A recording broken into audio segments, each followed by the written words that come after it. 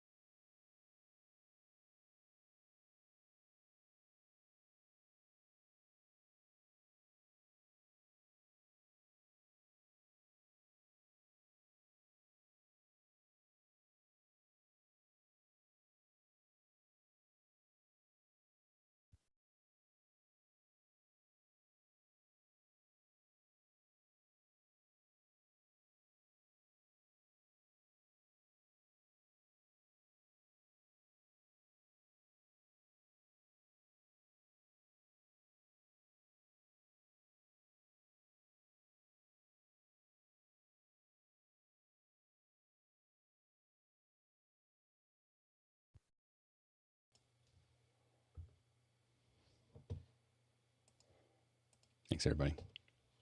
Let's move on to the next question. Our next question up in the panel is from James in Dublin, Ireland. He says the Chris Fenwick approach to capturing ZoomISO feeds is to use pluggable 4K HDMI DisplayPort devices. The Plugable site lists 8 DisplayPort adapters, which look like they could do the job. Do they all work, or is it only a specific model? Do they all work, Chris? I've bought a few of them, and the particular one that many of us are currently using is one that Mr. Carluccio, actually, he bought 2 of them and hooked them up to an M1. So he was the first one to figure this out. I appreciate people. I guess I just talk about it a lot. Anyway, I learned it from Carluccio. So, Alex, you have yours. Do you have the model? Do you know the model offhand? I'll post it in I had it a second Discord. ago. Hold on. Oh, here it is. Oh, It's underneath one of your spare Extremes. It is. I have the USB-C 6950U. So we can put Straight that in from there. the horse's mouth. USB-C So 6950. one of the advantages of this particular one is that it doesn't need any AC power. I'm sorry, keep going. Keep rattling off a big random list of numbers. We'll put a link in it. I'll do it in the Mukana in a moment. Okay. All right, sounds good. But it doesn't need any AC power. Some of them do. It also has the ability to plug into either a USB A or C port. On an M1, you'd use the USB-C ports. And it works. Next question. James in Dublin, Ireland is right back again with another one. Plugable has a USB-C triple HDMI display docking station. Would this work with ZoomISO and a MacMini M1 to give you 6 outputs? Go ahead, Chris. I own one of the triples, which also does take AC power. I never got the third output to work well. Sometimes it did, but not always. Whereas the 2-ups seem to always work. Interesting. And are you finding that the sync is good coming out of the HDMI? I don't know what you're talking about. Yeah, I think that, again, I always use it for post. So that is a good question. Here's what I notice. I record the heads through the pluggables. I use my laptop to do a local Zoom record. And from the local Zoom record, I strip out the audio ISO channels. And in post, ISOing the channels is always better. I usually sync the audio from the ISO stems to the muxed audio, but almost always bump it a frame or so one way or another. So is it perfectly in sync? I don't know. Right. It's color video on the internet. What are you complaining about? Yeah. It works. By and large, it's pretty impressive. Next question. Jeffrey Powers in Madison, Wisconsin, and here on the panel is up next with thoughts on the production of the 2021 Emmy Awards. Go ahead, John. I watched the entire thing. They're getting better at this, right? And it's interesting. We have paradigms in our head of days have passed, and my wife walked in, and they were at London where they had that little group inside the restaurant, which was a little interesting. And then they did have a few people at home, but not as this big parade of people at home. What was really weird was I kept seeing people in the background when the speaker was on stage. And I don't know if that was part of the program or if they just kept screwing up.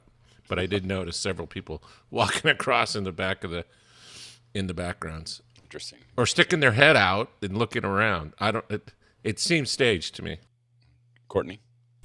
Yeah, I think because the venue was a tent in the parking lot of the Microsoft Center downtown LA, they were kind of limited in their staging. Of course, you don't have flies where you can fly scenery in and out, so the scenery is going to be static.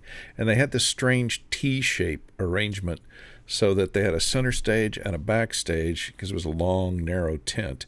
And people would accept or present from the center stage, and the host would present, and some presenters would present from the far end stage. And it was weird because the presenters at the middle stage would talk camera left, to the left side of the tent, and occasionally you would see the camera and the teleprompter over there. And the person on the far stage would talk down the length of the tent. So it made for strange, eye lines, and people got confused as to which way they were supposed to look. And so there was a lot of confusion along those lines. Switching went fairly smoothly, only a couple of gaffes, and there was a gaffe, a written gaffe with concerning the teleprompter, which always amuses me. What was the written gaffe with the teleprompter? The Scheitz Creek people came out and they said, their gag was, there's nothing on the teleprompter. And, they did that for long pregnant pause where they kind of looked at each other and says, can you guys get that fixed and bring that up? But I think it was written that way so that they could ad-lib their way into, a comedy bit. Go ahead, Bill. Yeah, To me, it's getting harder to watch it. What we resorted to was Vanity Fair published a checklist of who do you vote for things, and my wife and I and two friends of ours printed them out and then did a betting pool where the winner gets all the money, and we got it up to like $40. And so we were trying to figure out something, and without that, I think I would have been bored through a chunk of it. I just didn't feel like it really engaged me at the level that the Emmys used to engage me. I also thought it was interesting that the main award of the night, the last one given out, was not like Picture of the Year. It was limited series or something like that, which kind of indicated to me that they understand that things are going into a different realm now, that those kind of special events, the Game of Thronesy kinds of stuff, is going to be bigger in their thinking than the standard television drama comedy categories. I thought that was interesting. Go ahead, Liberty. I think the content that they had, like the opening was pretty tight and just engagement wise. And then also I watched a lot of the clips afterwards. So just watching on YouTube that there were no commercials before it. Like when you click to watch it, you could directly go to it. So I don't know if they paid for that so that there would not be any ads before. But I thought just that part of it, because so many people miss the Emmys and actually catch up on it afterwards. So that experience was good. Yeah, I realized when the question came up, I was like, I've never actually seen the Emmys. never watched them, so I just don't know no point of reference. Go ahead, Courtney. Another weird thing that bothered me is, and it was irregularly done. Sometimes they'd present the clip package of the nominees. You know, the nominees for this category are, and they'd present the clips, and they haven't even introduced the person presenting yet. And then they'd announce the person presenting, and then the person presenting would come out, and all they'd have to do is say, and the Emmy goes to, and right. You know, basically. So that was bizarre. And sometimes they didn't. Sometimes they'd come out first and do a little comedy bit, and then they'd go into the package, which was. I think they just wanted to keep you guessing to make sure that just you didn't get into the pattern. You were like, we're just gonna keep on zigzagging here. Next question. Douglas Carmichael's up next, and Douglas says, for creating Alexa stills or other tools that talk to Mukana, is there a published API? No published API. We barely have the app running. So no, we don't have a published API for it, but it's a good idea. Next question. Sky Gleason in Seattle, Washington, and here on the panel says, for the hour of happy this coming Friday, would anyone want to be a bouncer in the Zoom part of the event? What is a better name than bouncer? Go ahead, Rupert. I'll be happy to volunteer. Maybe we could call it the concierge. Concierge, it's so much better. That would be really funny if they changed bouncers all to concierge, just really big, muscular concierge with bad tempers. That would be that's what they call a bouncer. Yeah. No, Rupert just needs big thumbs so he can hit the buttons, because we did have some instances where we had uninvited. Well, they were invited guests because it was a free ticket, but they were goofing around and maybe not a part of the party. So what we're discovering is we do an hour of a Zoom, and in the middle of it, it's a donut, and that's where the signature cocktail is made by Kyle. And we did get the recording of it up, and so I've gotten good reviews from the recording. Next time we'll make it go live. What is the hour of happy? It's a spin on the happy hour concept. So we're doing a Zoom gathering for 20 minutes. Then we go into a show with a signature cocktail being taught by a mixologist to Kyle, and he's the face. And then we go into behind the scenes back into the main room of the Zoom. And that's why we're testing the paywall, because what we're potentially thinking about doing is when you come back in after is go into like a game room or into a trivia room, or so we're experimenting and pioneering, but we're staying inside the entertainment space. Good, Chris. Did you get Kyle's sync worked out for this? I know that he's notoriously had a lot of sync 20 issues. minutes. And that's why our structure, and why you hear me asking about producers, and the sun just came up, sorry. And consequently, we did within 20 minutes, but we also lost 2 Atems. And again, Jim is not in the room, so he knows the back office. Death by Atem.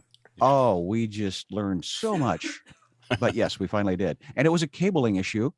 Too many monitor cables coming out of his. I'll let Kyle describe that. But yes, we did. It was an amazing day. It was kind of euphoric. Go ahead, Bill. Oh, I'm sorry. I forgot what. Oh, in the old days, back when I was a puppy, I used to work in nightclubs occasionally, and we used to call them doormen, but probably door person now. So it's just an alternative if you don't want to use the other. Good, Mickey.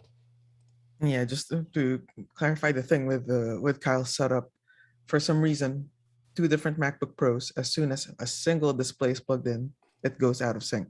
So, and we had multiple other hardware issues, which leads me to believe that it's possibly some sort of power issue at this location, because every piece of hardware issues.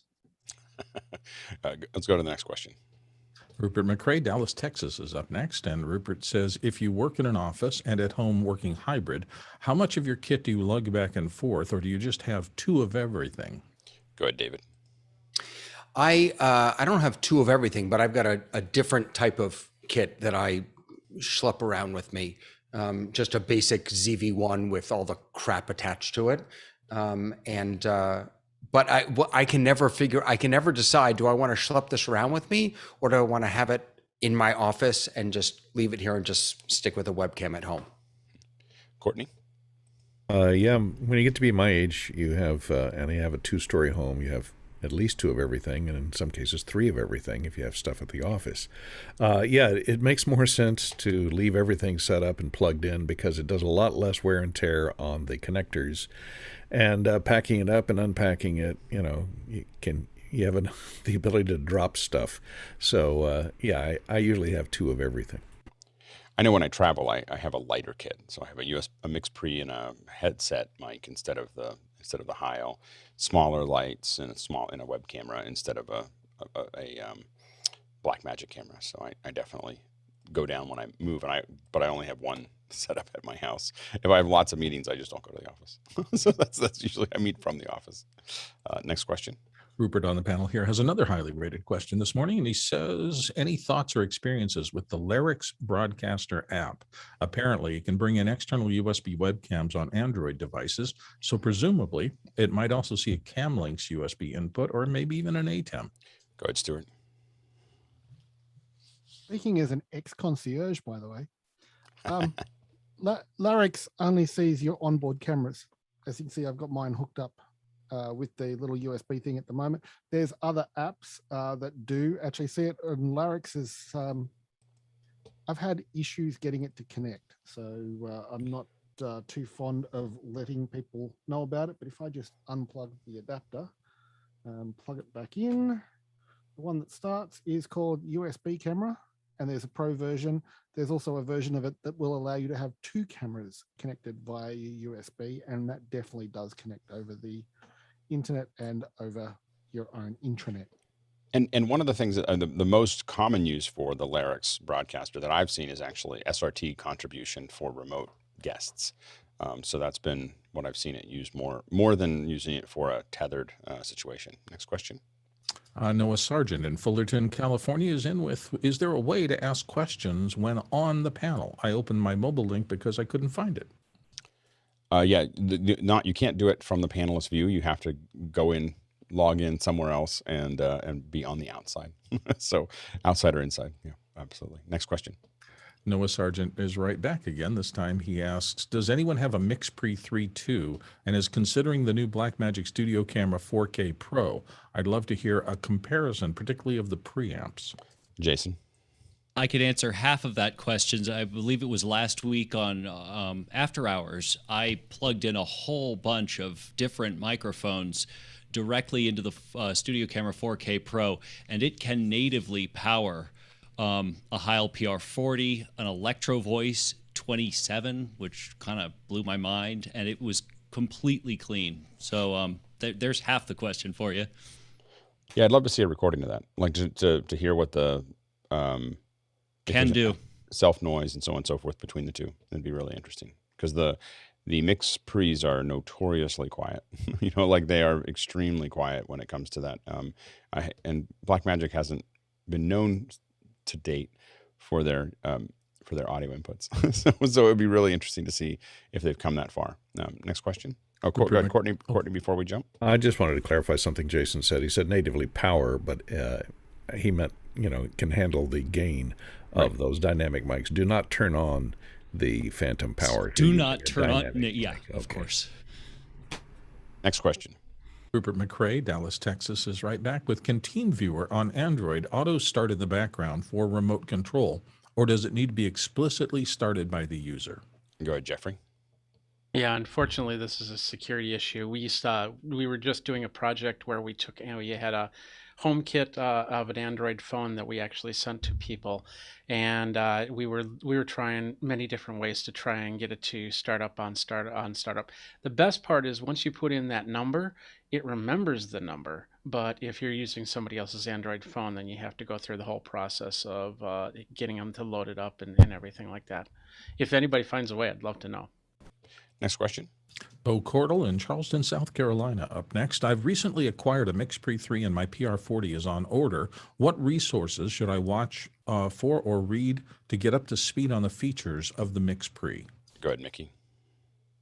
I would of course start off with the user manual, and then after that jump into after hours, and let's experiment.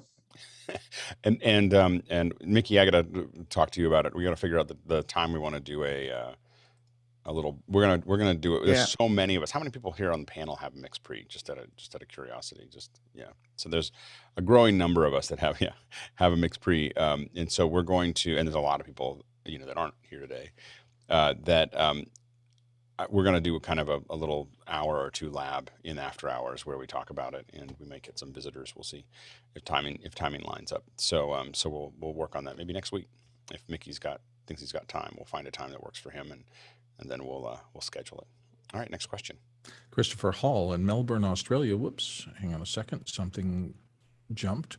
Christopher Hall, Melbourne, Australia says, I see a number of panelists route their audio through Loopback prior to sending it to Zoom. What kind of processing is done in Loopback prior to sending it out to Zoom? Go ahead, Mickey. A lot of times I recommend that if you are using an audio interface that is more than 2 channels, I would suggest running it through Loopback so that Zoom only sees 2 channels coming in. Because if Zoom sees more than 2 channels, it sums all those channels down into a mono signal. Go ahead, David. I use it to route audio, not process it. So to get mix minus back and things like that. Because usually audio hijack is the thing that we would use to process or stream or do a lot of other things. If you ever listen to the stream that goes out, Mickey's processing that through audio hijack. And if you're looking at buying one or the other, just buy both of them. they fit together well, and they don't work nearly as well without each other. They belong together. All right, next question. The next question comes from Ari Block of Tel Aviv, Israel, and it's for Chris Fenwick. Chris, regarding the pluggable method of ZoomISO capture, did you also consider the Siphon Decklink method, and why was it not selected or considered? You want to take that first, Chris? Or Mickey? Go ahead. Oh, sorry. I clicked the hand erroneously.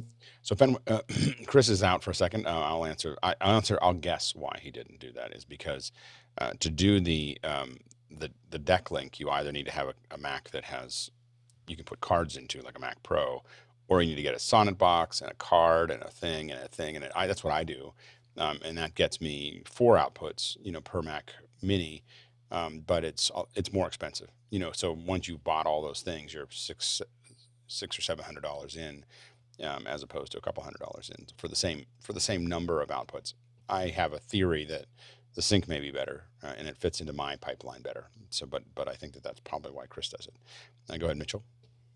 How are people switching it? Because your Extreme Atem doesn't necessarily have the number of inputs to handle 4 Decklink outputs. I don't know if it's right to ask a question for a question, but yeah. So I'm running my Decklink outputs. I have 5 Mac Minis that are pushing 4 outputs each, and that gives me 20 outputs from ZoomISO, and that's going into a constellation. So I need it to be SDI.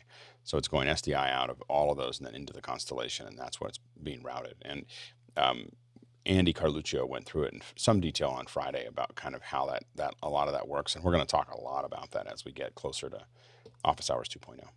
Next question.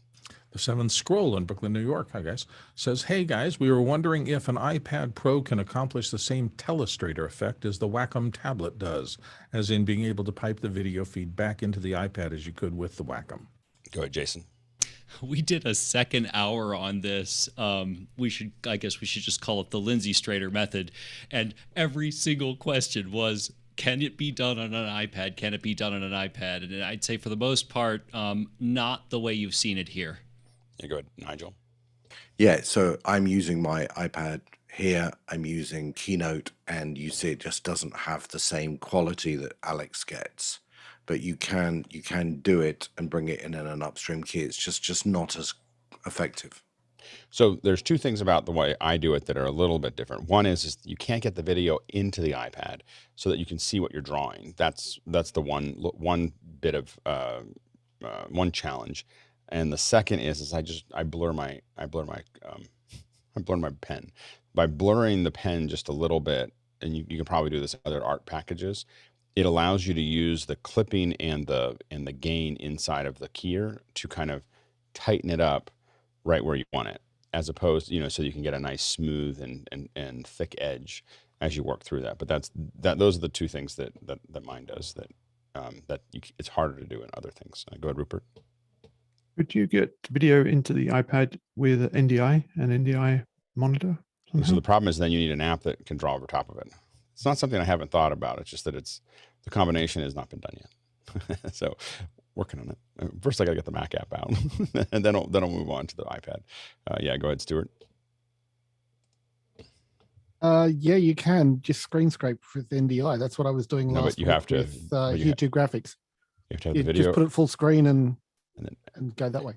And then draw on it, but only send out the black and white image back to the switcher. Like that's what you want to be able to do. That would be the key fill output. But on the iPad. Oh, anyway. So if you can do it, that would be impressive. So anyway, next question. Oh, I'm sorry. Yeah, next question. James Brooks in New York comes up with the next one, and he asks, last week, you mentioned my live stream audio sync issue might be due to Mac and OBS. Could there be any benefit to outputting the MacBook to a Blackmagic web presenter and let the web presenter handle the encoding? Thanks. Go ahead, Jason. Possibly. I had some major sync issues with an all SDI chain and a web presenter, but I think that may actually have to do with Zoom scaling up and down the windows very rapidly. I think the web presenter, at least sometimes, doesn't handle that very well. When my experience with the web presenter is that if the audio is embedded into the web presenter, into the signal coming into the web presenter, it'll be spot on as far as sync goes, if it's already in sync. When you use the analog inputs with the first generation of the web presenter, you will lose 2 frames of video to the audio as it goes through, and you have to correct for that. And I haven't used the newer web presenter because it came out after the Atems. I just use the Atems as instead of the web presenter at this point. Next question. Eddie Scott in Mission Viejo, California, and this looks like it's something a little bit on the light side, says, could Douglas and Rupert make a version of Bob Dylan's Blowin' in the Wind that packs more questions into 2 minutes and 48 seconds? Not sure I understand that. There we go. So no, it's here's what's great about where we're at now is that we have a lot of questions stacking up, and it means that we can comfortably just go through the questions. Now, the thing for the viewers or the producers is to know that you can always ask questions and people can always vote those questions up, and you can vote other questions down, and you can sort these in any way you want. But we're very fortunate that Rupert and Douglas, so there used to be times where we felt like we had to stretch, and Rupert and Douglas, among other people, are really good at asking a lot of great questions that keep the conversation going. If the producers aren't as effective, that Rupert and Douglas can be effective for all of you. so it really has made it a lot easier. But it's still up to the producers to decide which ones, they can still put in those questions, and which ones they want to prioritize is all up to all of you. All right, next question. Andre Dollar in Berlin is here with, will the audio delay in Office Hours 2.0 be solved eventually, as there is a significant delay in Zoom for the producers? Yeah, there's not going to be, for the producers, you won't see any delay because you won't see, if you're in the behind the scenes, you'll see the real-time version, but everyone will just be synced up with the stream. The reason that we stream out and the reason that there's a delay is specifically because it makes it more viewable. We're adding a buffer, or the player is adding a buffer that is holding on to the video to make sure that if your internet goes in and out, that you're always going to keep on getting bits that are flowing smoothly. And so we can reduce that buffer, but it makes it less watchable because it can stop if you have, for some people, it can stop and start. And so, and especially as we start getting more aggressive, like 4K and HDR and so on and so forth, you want to make sure to have that buffer there. The reality is that if everybody's synced up, the problem we really have is that we want to sync everybody up in Mukana so that the chat just goes along with the stream. That's all that really matters. And then the questions, the latency on the questions is very high. So sometimes in this case, it was the latency was 15 minutes. So the latency of the questions is much higher than the latency of the stream. Next question. Our own Guy Cochran here in the panel often says, from Seattle, says, for those starting out, what are some good nonprofits to do free gigs for? Go ahead, David. Every church and temple and maybe even mosque is trying to figure this out, and they have no idea what they're doing. They would love your help. Yeah. Liberty? Your local donation center, like there are food kitchens that are looking to, when it comes fundraising times, like any way that you could help someone solve a problem or make some money, especially with donations, that's a great opportunity to pitch them. Go ahead, Bill. Yeah, I was just going to say exact same thing the first two have, which is look locally. There are a lot of great charities that do the international and national stuff, but local often struggles. So I would find the same thing. I've done stuff for Food Bank and for the pet groups in my town, and it's just incredibly hardworking. And you meet a lot of great people, some of whom eventually end up becoming friends and may be able to help you in your career. So it's not entirely altruistic. Help people. Go ahead, Sky.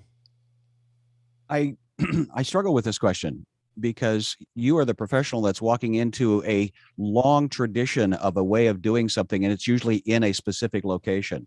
And so we are struggling with this even in the corporate environment, that people still don't believe this is a way of being connected with other humans.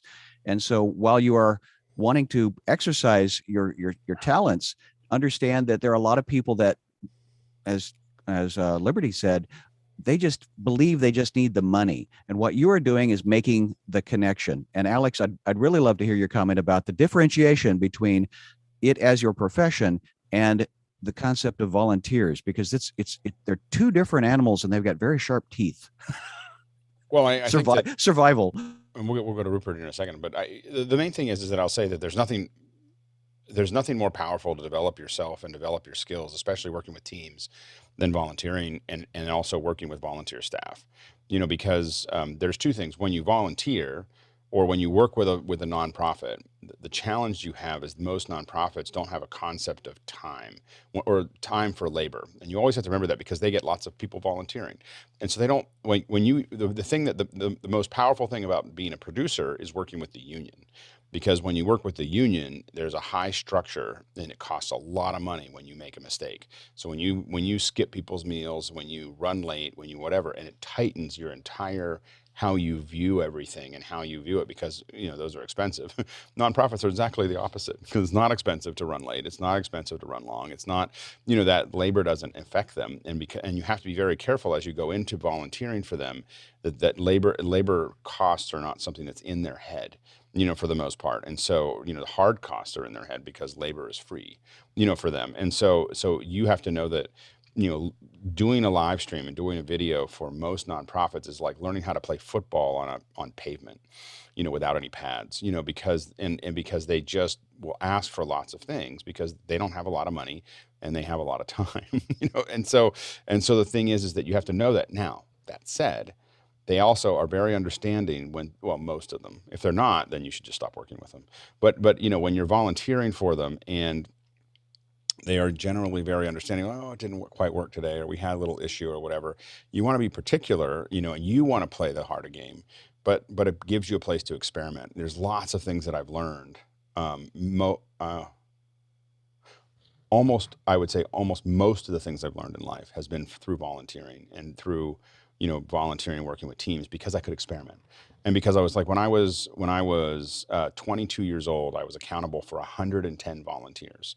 So 11 different teams, that were all doing it, and it was the thing, right? Like that's what set all of my molecules of how to work with people, was because it was because everyone could leave at any moment if they weren't excited about what they were doing. And what we did was hard. I won't get into it, but it was really hard, and everyone was really didn't pay attention to every little detail, and everything had to be just right, and no one could be late, and no one could, it was really, really difficult, and people showed up every week to go through that.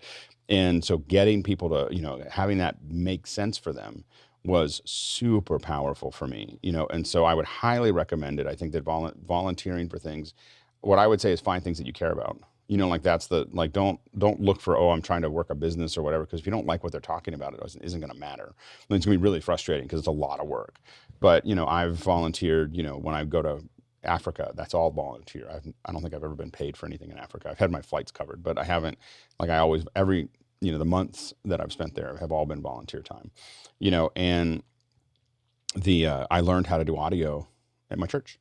I learned, and I know a lot of people who got into AV by doing that, because it's every day and every week, and you just need something out there to do that. And if the last thing I'll just say is you just want to stay busy. The thing is that doing stuff for yourself, you'll never really get to where you need to go without clients, because clients ask you to do all kinds of crazy things, and it just has to get done that way.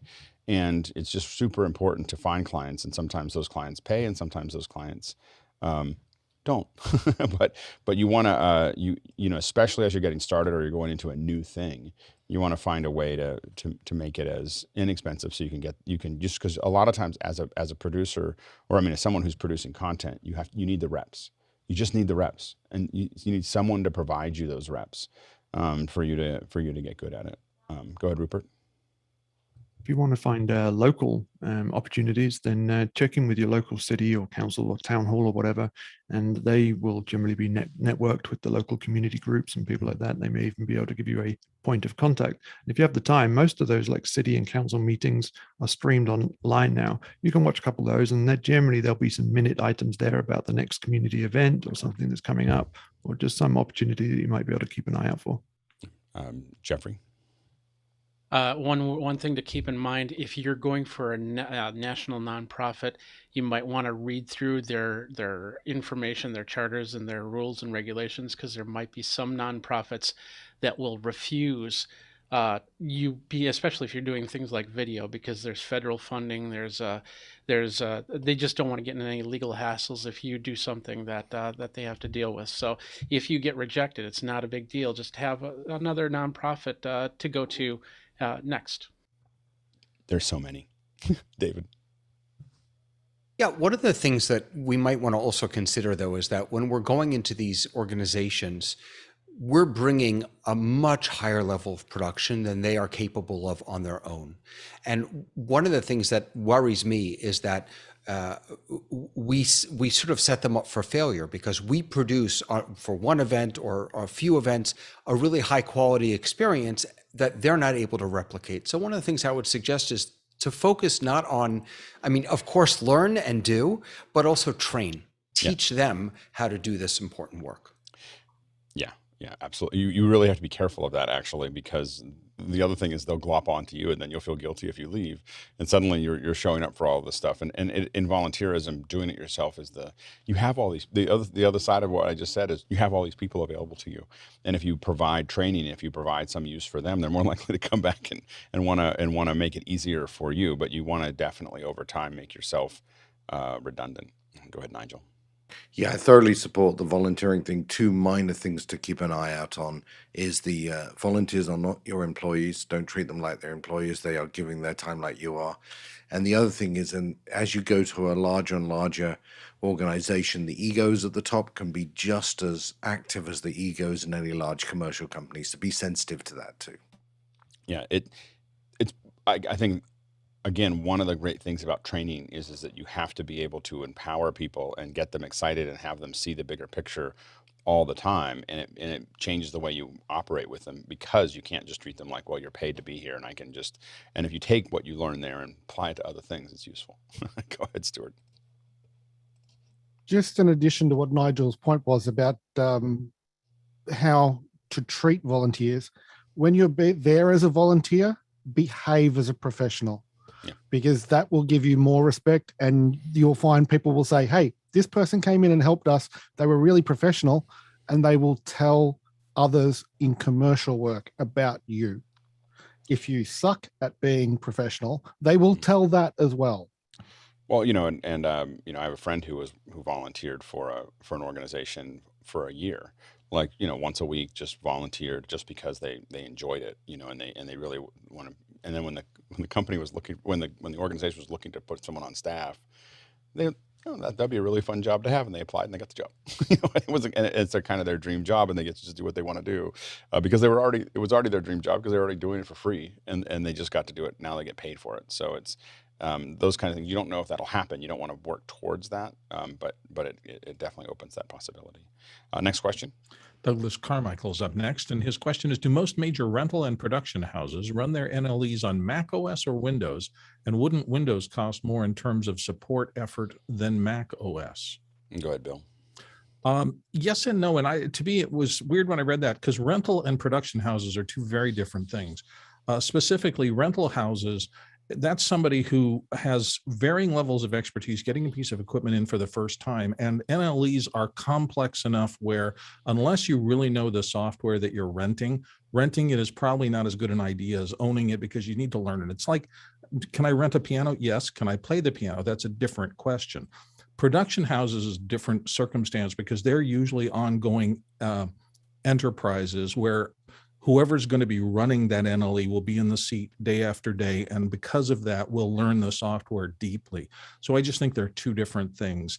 And Windows costs, there's been tons of things, the cost of support in those two things. And I think now there are enough people who know Mac, and there are enough people who know Windows, where I can't imagine that the support is going to be significantly harder to bring in, pay for, and get on either platform. That's kind of how I feel about it, at least. Go ahead, Mitchell. I'm with Bill. I think that the rental production house distinction is different. I'm a production house too, and I use Mac mainly because the culture and the less moving parts works for me. I do have HP workstations scattered about, and I usually let the software decide what platform I'm going to use. But in general, there are less moving pieces to put a Mac system together than there is a window. And I don't want to get into a window versus Mac scenario, but it seems to prove out with all my friends' production houses, they're sporting Macs. What's interesting these days, though, is in the Apple world, you're seeing a lot of M1 Macs out there doing some pretty heavy lifting where Power Mac used to.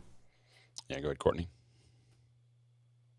Yeah, I will defer. Ooh, I'm out of focus. Hello. There, it found it.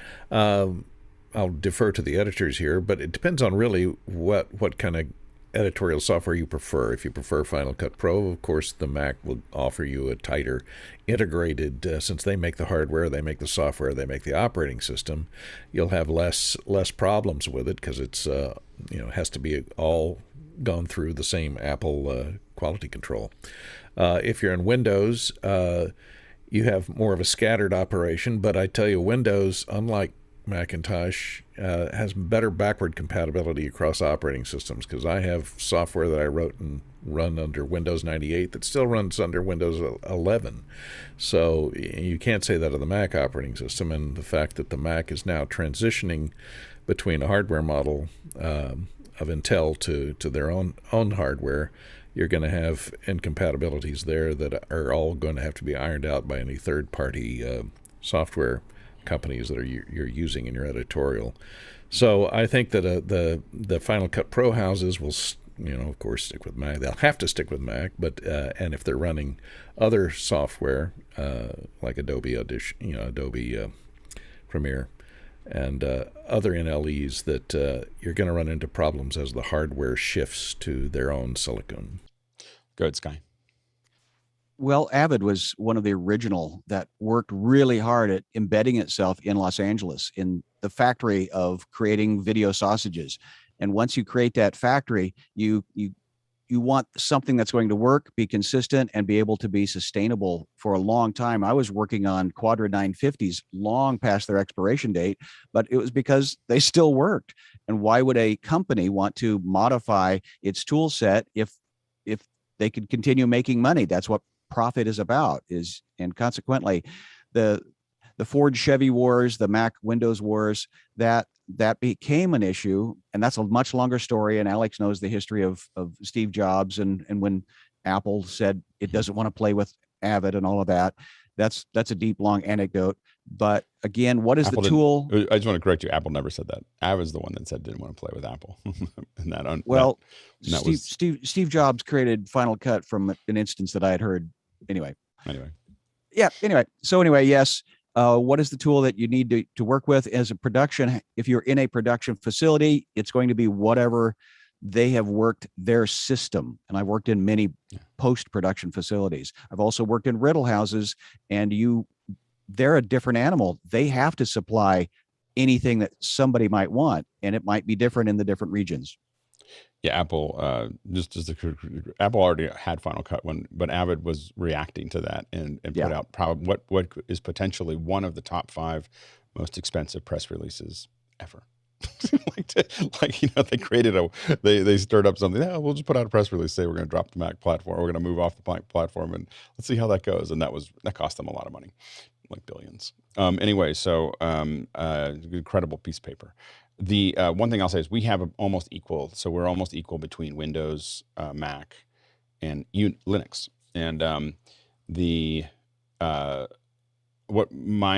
Macs are the easiest to move around. The Windows are quirky, but they let us do things. We can put cards inside of them, and we can have a bunch of 1Us, and we can do, so they're flexible. We can do all this other stuff with them that we can't do with the Mac, or it's harder. So we use the Windows for that. The Linux ones, they're just tanks, there are elementals and other things like that. They're just these tanks that just do what they need to do. They take a lot of work when we have to deal with them, but they kind of act as an appliance, which is really nice. And then the Mac is kind of our day-to-day, what we prefer to just kind of use for creative. But that's kind of how we view it. But we mix it all up. It's equal across all 3 of those on a day-to-day basis for us. Go ahead, Jason. I think so. Personally, I use and like and support all 3, Linux, Mac, and Ubuntu specifically. But how do I put this? It's really, you get to a certain point where you don't see the operating system anymore, and it's just a matter of the best tool for the job. And I think after a few years of really doing this seriously, that's where most of us have gotten. Go ahead, Jeffrey, real quick. Whenever I used a rental house, I didn't expect any support except for software, except for keys. And if one was broken showing up, that they'd replace it within 24 hours. Next question.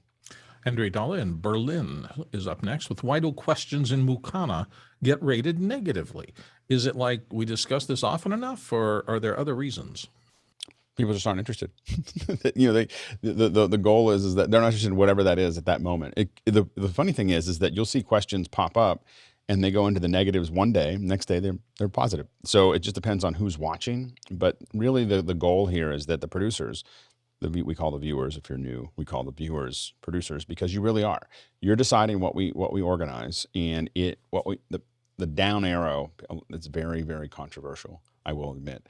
But it's very important because it allows us, it gives the producers more leverage to kind of move things up and down and really organize things in the way that they'd like to see them. And that's all up to you. So for people who are watching, your vote really matters.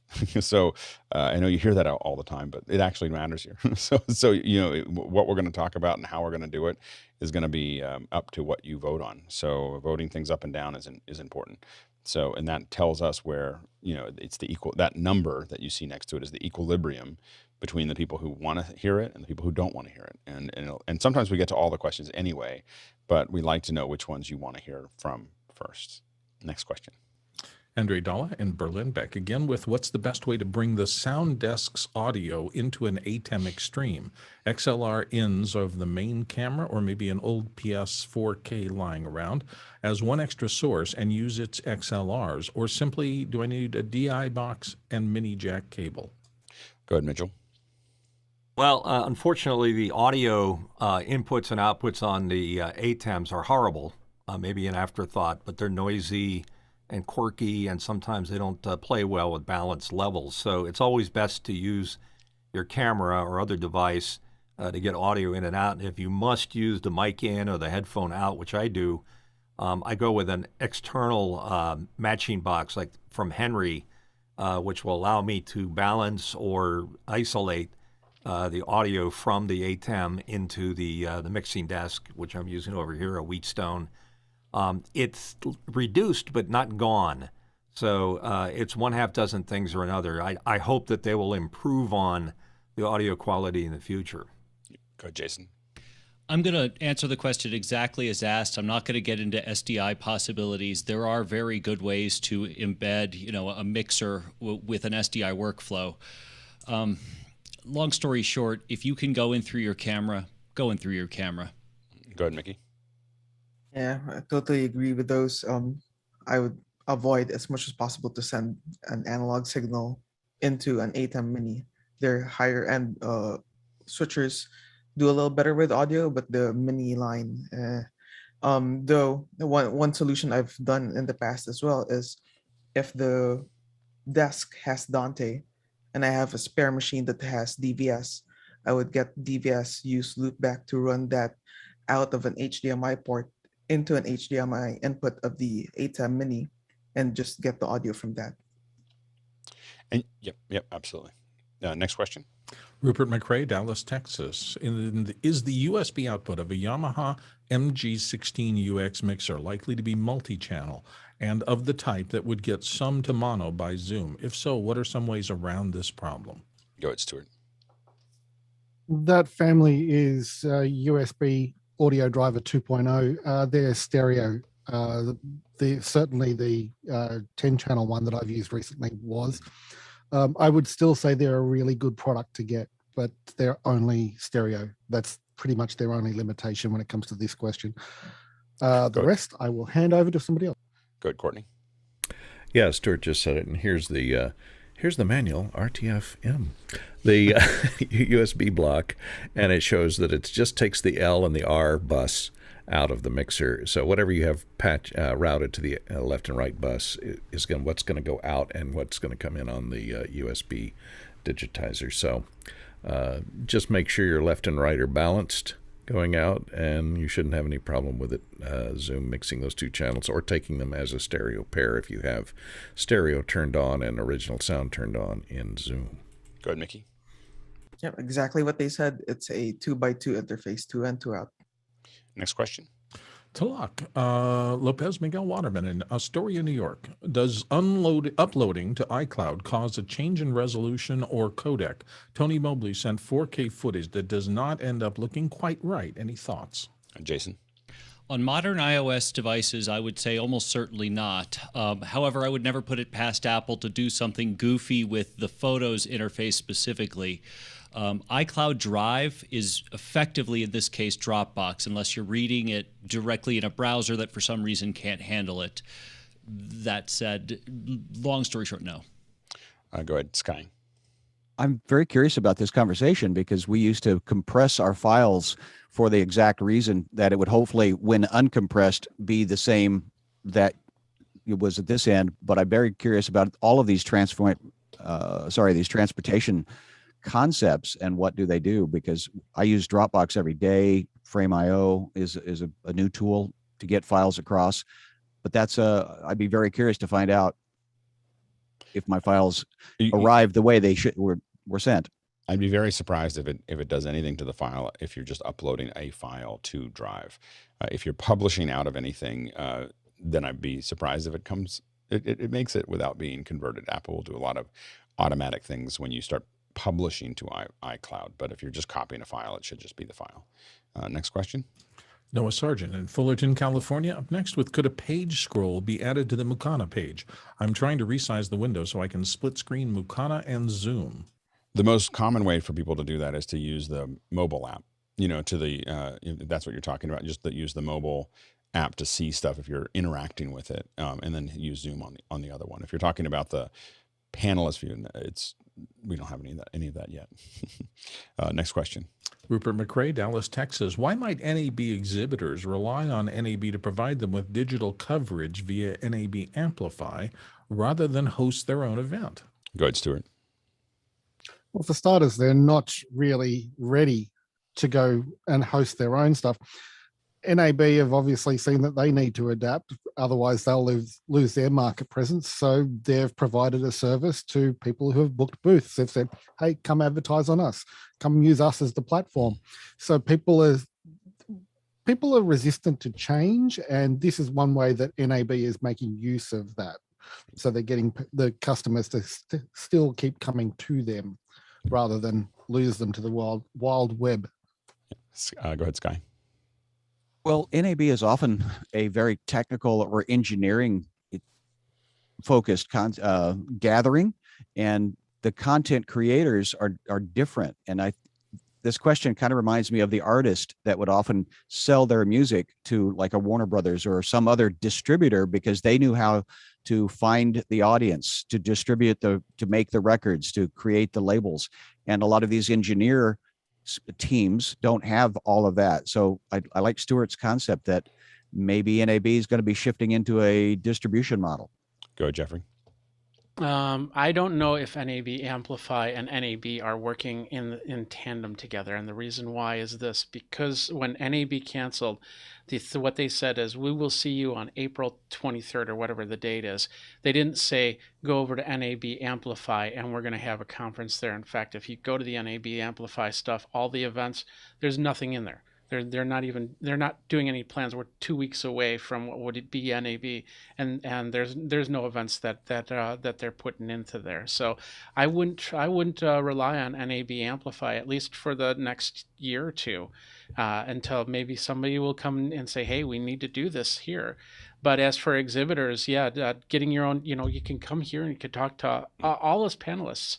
A lot of us, we know what we need to do to get your stuff out there. So talk to us and we'll work a plan out. Go ahead, Courtney. Yeah, it's kind of right there in the name, Amplify. NAB does send out emails, although, and you, I guess, I'm not an exhibitor, so I'm not sure how they handle this, but there are articles in Amplify that come out in that daily email, or sometimes 2 times a day, where you can amplify your small booth over the large mailing list of NAB, and that gives you a bigger advantage over if you're doing it yourself, streaming your own streaming. You're only limited to how do you find out all the people that might be interested in your product that would be attending NAB unless you had their mailing list. So I'd say going with through the NAB route would be a good start, and whatever that costs. I think that over time, people are going to hear me say this over and over again. Organizations, whether the company or organizations, have to think about how they're going to engage with their customers on a daily basis or a weekly basis. And it's really going to be one of those two, not a monthly basis. It's like daily or weekly, they should be having some kind of live stream where they're having a conversation or they're showing off products or they're talking about those things. And because it builds that list, and then at that point they wouldn't need anybody else. But it takes time. It takes a year. It takes 6 months. It takes, and it takes work. And NAB can definitely provide, in the short term, the next 2 weeks. I think NAB provides a lot. But what they should be looking at, to be blunt, is Google AdWords and Facebook ads that are driving you towards a place where you can capture contacts and make sure that you can get a hold of people, and then you let them know, and then you support them, and you don't market them. You don't tell them, buy our product, buy our product, buy our product. You just focus on, here's how to use our product. Here's why it works. And if they can do those things, I think that they would do pretty well. And hopefully some of them will use our little platform as a way to do that as well. Next question. Tlaloc Lopez Waterman's up next. He said, we need more people to help with conversations with Tony Mobley. What methods would you suggest for finding good fits within this group? I think we all need to start brainstorming it. So we need to think about who Tony should be interviewing next. So I don't know if we have a place to put that in Mukana or in Discord, but we'll think about that. But let's brainstorm and see if we can't support Tlaloc and Tony on figuring that out.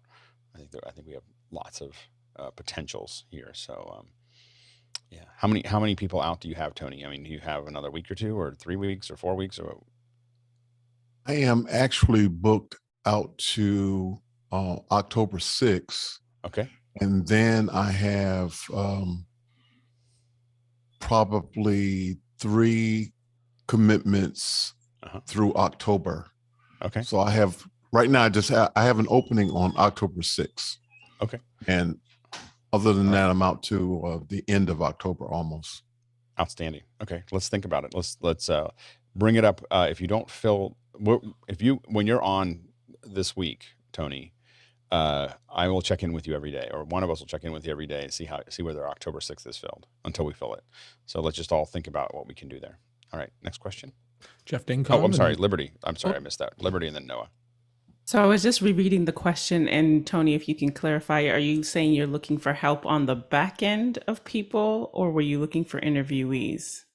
So actually, we're looking for both. So we're looking for people to, I was thinking, is it a casting call appropriate for people on camera? And then the other piece is that we are looking for help in terms of the back end, in terms of the Mobley method or the Mobley process. I get them confused. But we're needing people on the back end because the people who have been participating, want to transition out and give other people an opportunity to get the training on actually doing it. Yeah, let's get you a section. For some of these shows, especially ones that we're supporting, let's get you talk to Chad, and we'll get you a channel so that we can start talking about it, and we can make sure that people know what's going on there. But I think that but what I will say for people listening, it's an incredible opportunity to get jumping in and volunteering on these types of things is a place where you can learn an enormous amount about how to do production, and it's also a great way we'll talk about this on Thursday, but it's a great way to meet people. It's a great way to be part of a community. And that part of the community benefits all of us in a lot of ways. So I would highly recommend jumping on when these shows are looking for people, get it, run, not walk. Go ahead, Noah.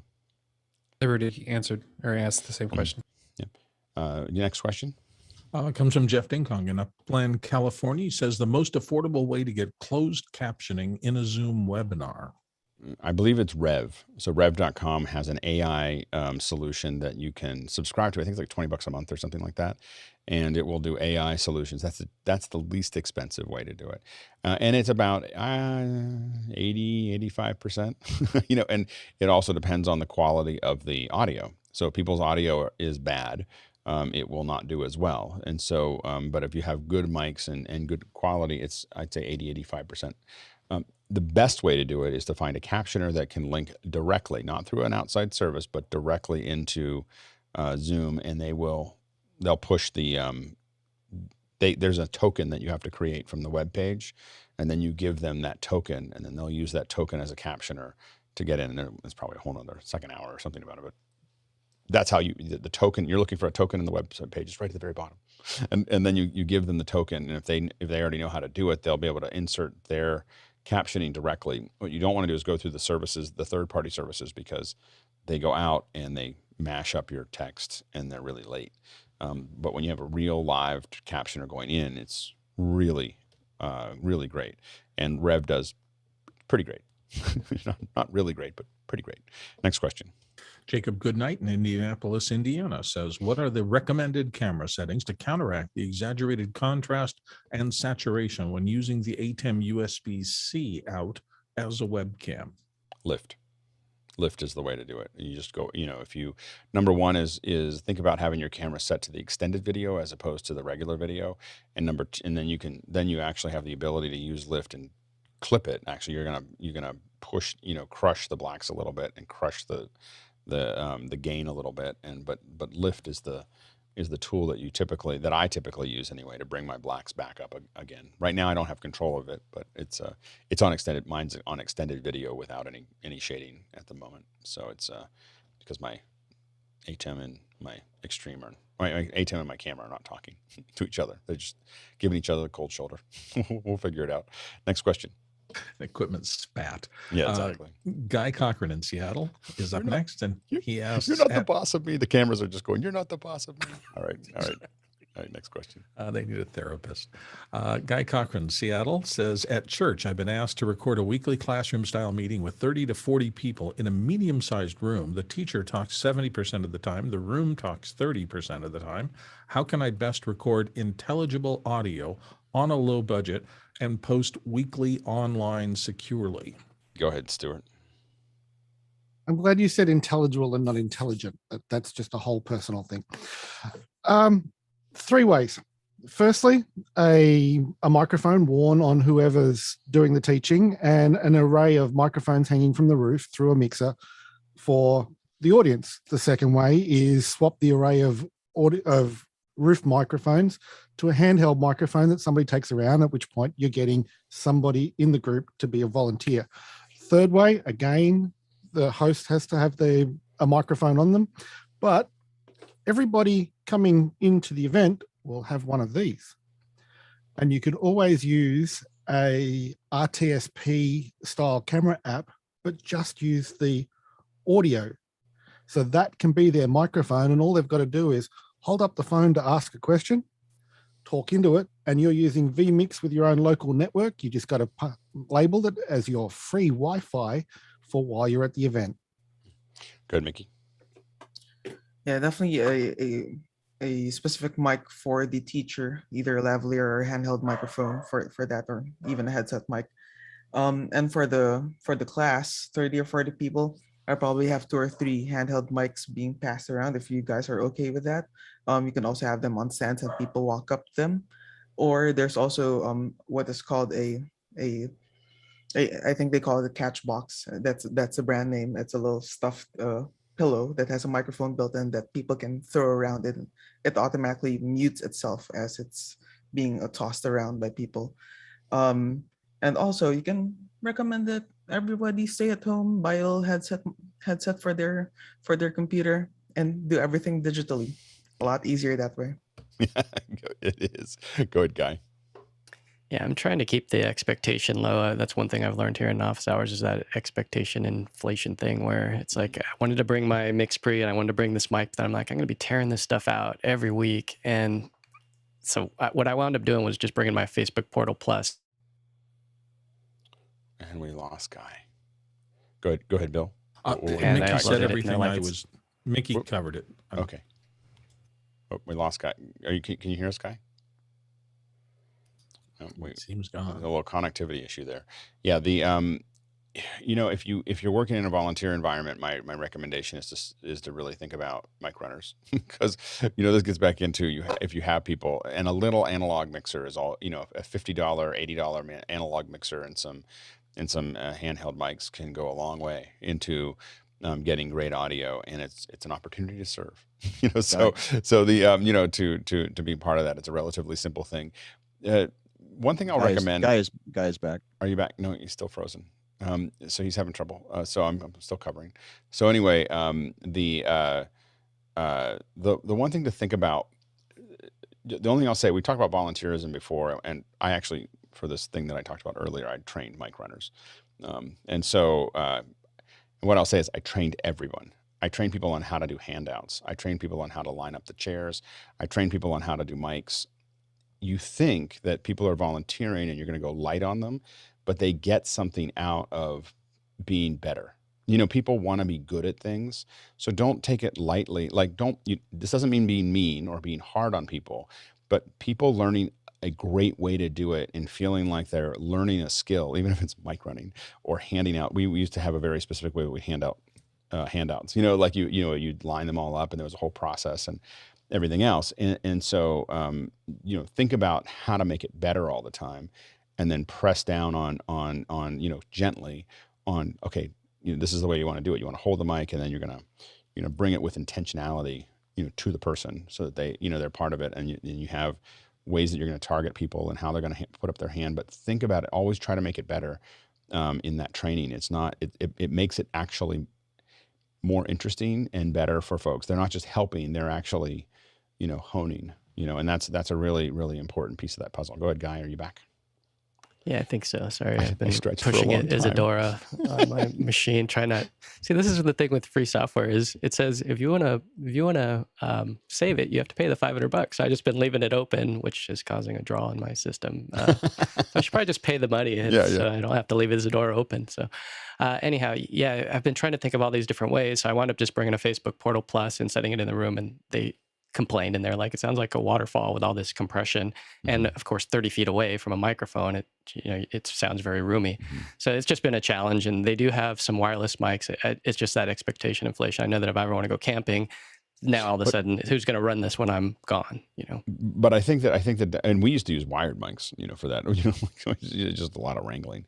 But wireless or wired, just plug it into a cheap little mixer, and then to your point, training. I mean, to what we were talking about before, training people so that they're, and have it clear to them that eventually you're not going to be here, and they need to figure this out. But yeah, and I guess the other big part is the uploading. It's like I don't want to take a card out of a computer every weekend and have to. Is it just video, or is it? It's just audio only on this one. So the main church area has all the goodies for video and what's broadcasted, and I handle all that. But then I've been asked to do this one room, and they're like, it's okay. Every week we just want audio only for the people who miss it. And can you do it? And I'm like, let me try to think of a way to do this simply without having a bunch of people and a bunch of equipment. Because I don't even know what the budget will wind up being eventually when it opens up, or if I could even ask for much. And there is already ceiling speakers, and there is an XLR input, so there is sound reinforcement, but there's just no mic. Nobody's put anything in there. It's just been built for it, just in case, or for bigger meetings or something. So there is something there. That's just what to add to it, and how to record it, and how to get it up to the web so that other people can distribute it and watch it. Yeah. Yeah, it seems like some kind of automated thing. If you were able to have a Mac Mini in there, or something, even an older one, that can just record the audio, and you have something where someone just presses the button and it automatically puts it somewhere. It just takes, and you have to be careful of when you start and when you stop. But you could literally have QuickTime and just hit it, and when it saves, it just you could build an automator script that would just hit the button and it would just end up somewhere. Think of like an old iPad or something like that, where there was like some podcast app or something. That's what I was trying to think. I would do it on a Mini before I would do it on an iPad, because it just sits there. Like even an old one, I mean, a 2012 Mini that you could buy for a couple $100 would probably do that thing. Now, I admit I'm the worst, because if I start volunteering, because I'm so focused on time that I'll just buy equipment, so I don't have to. I'll buy equipment for them that, like, I'd buy them the Mac Mini, or find an old one and give it to them or whatever, because I'm like, I don't want to deal with it. Like if I don't buy them the thing that they need, then I'm going to have to deal with it. So, but it's my wife doesn't approve of my handling of these kinds of things, and so but I would but I will say that kind of thing you can really build out. But really think about how to develop people, the other thing is that even people in the room can be trained to do it. And it's kind of like you could round robin it, the volunteerism, like, hey, if you want to have this be great, you don't like the portal, this is what it takes to do it. And people need to step up, or it's going to stink. And once they hear it, people will start volunteering. Like once you have if you had SM58s or something like it, and you're doing mic running, and people are holding it and they're having that conversation, I think that you're going to find that the quality is so high that all they need is one event done without it again, after they gotten used to after they've leveled up, and it becomes more, higher priority. Yeah, go ahead, Guy. Yeah, that's why I wanted to bring the portal in, because I wanted them to have at least one other person on the other side, so that they could see that person and go, or that person could say, I can't hear you. Like, can you run the mic over? So then there's an excuse to have. And then with this whole COVID thing, I don't know how much people really want to be talking or touching the mic. So I thought maybe I'll run over there with a boom and get it over their head, or maybe I'll have a mic runner that just volunteers to stick it. And then now I need a red one, now I need a blue one, now I need green. Even like a pistol grip one that you could just, kind of kneel down. Like I would probably think about it, if I did it, I'd probably run over and have the mic runner kind of drop to a knee and do it, so they're kind of, I guess it doesn't matter as much, because they're not one thing to think about is we have someone talking about parabolic mics tomorrow. Might be a solution. So you might want to think about that. It actually handles a wider range than you would think. I had a conversation about that kind of thing, like at a corner pointing. Ask him about it tomorrow, and I would highly recommend having him talk through that. Go ahead, Mickey. Yeah, I was just gonna say that with parabolic mics, the frequency response is based off of the size of the of the dish itself. And but I'm interested though, because something that's a meter wide wouldn't even would barely pick up enough of the low and mid lows of human speech. But I'm curious to know what's up tomorrow. Yeah, it's going to be interesting. So go ahead, Jason. If you end up building something that, if you want kind of a one and done, just ka-chunk the audio in and make it do stuff. Quick tip, there's an app called Hazel for Mac. Very, very simple, rule-based, turn-based, task-based, and it's very simple. Go ahead, Courtney. Yesterday on Twit, if you go back and look at the playback, there was a new advertiser that Leo had for a conferencing microphone system that uses, steering multiple microphones and steering to automatically capture anyone in a room without microphones being placed. And, I don't know how good it is, but you might look up that and see, because it seems they advertised it with some like microphone mist or something that has all these different points of focus, and you stick it up in the ceiling. It's a microphone array to cover a certain area, and it can be completely unmanaged. Maybe they have a solution that also records or uploads to the cloud. Go ahead, Guy. Yeah, Shure and Sennheiser have the Team Connect, which is 28 mics in an array. It looks like fits in a standard ceiling grid, and we've sold those into Google and places like that where they have the budget, but they're $3,000 to $4,000, and then it's Dante out, and it's steering and apps and all that stuff. And then the parabolic mic, while I like it, it would be so much of a disruption to this group. I mean, it's pretty it can be sensitive stuff. People start tearing up and whatnot. You don't want to point a parabolic at somebody as they're tearing up, So I would ask the question tomorrow, because one of the things about those parabolics that people do with it is they actually put it in the corner and just set it in the corner, just point it at they don't move it. It just sits in the corner. It just doesn't look like anything. And its pickup is, and again, I would ask that question tomorrow. Go ahead, Noah. Yeah, just the alternative. Obviously, we all know the closer the mic, the better it's going to sound. But just the thought of having some sort of like choir mic set up overhead, in a quadrant or something, and then going through the self-balancing audio levels. I would always point towards throwing people at it in a volunteer environment. Even if it's shotguns, it gives people an opportunity to build up skill sets, learn things, serve, all those things. I would really think about, a shotgun with a pistol grip if we don't want people to touch the mics. Anyway, the next question. Moving on to John Freyer in Greenfield, Massachusetts. Whoops, didn't connect there. Hang on a second. There we go. How can I use the long press function on BitFocus Companion's emulator on an Android tablet? When on a browser on Android, it does not seem to detect anything past the moment of the first touch. Does anyone have an answer to that one? I think you might have stumped us. It happens once or twice a week. Go ahead, Courtney. You might try a two-finger touch. Sometimes a two-finger touch is a right-click, which is sometimes equated to a long press in a browser.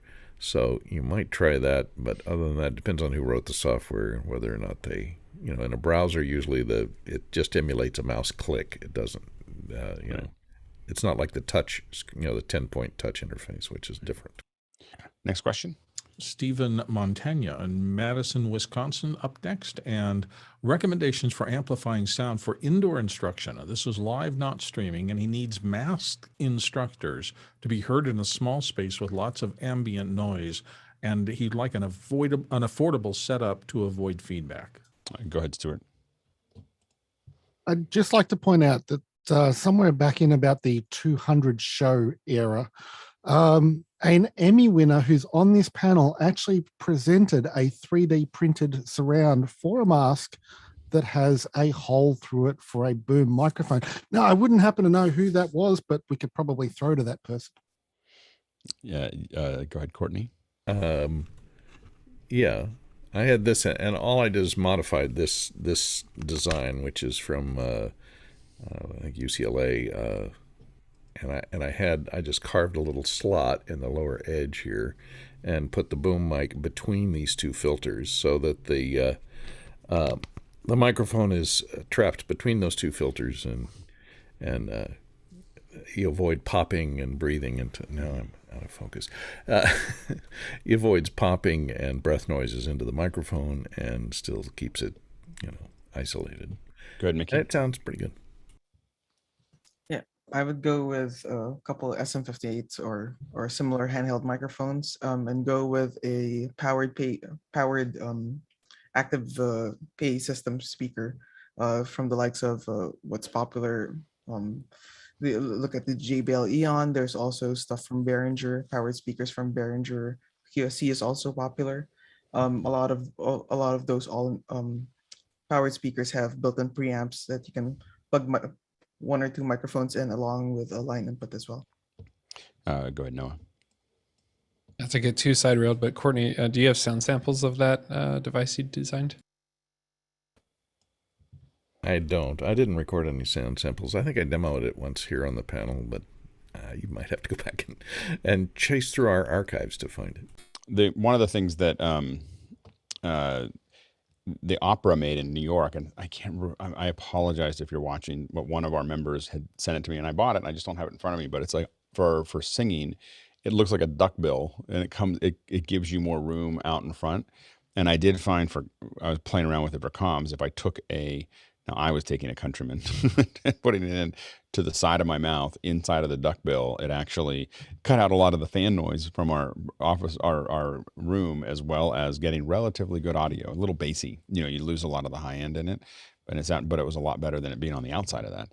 But you can also, any mask that's structured and it's a little further away from your mouth, you just don't want to get it down in front. You put it down inside.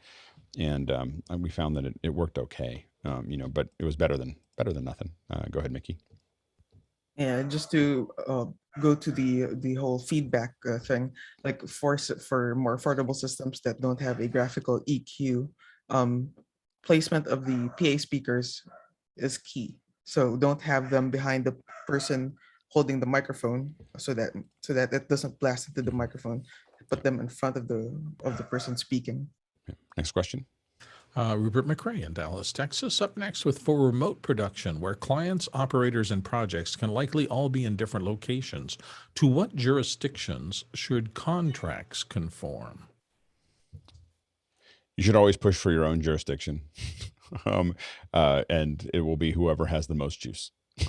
Like everyone should vote, or who's paying attention. So, like with large corporations, they'll say this is where the jurisdiction is, and you'll go, okay, but when you have the leverage, you want to generally put it in your own jurisdiction. Otherwise, if you get into some kind of legal dispute, then you'll have to go to another state, get different lawyers. There's a whole bunch of things that are generally things you want to try to avoid if you can, but you may or may not have the juice to do that. Go ahead, Jason.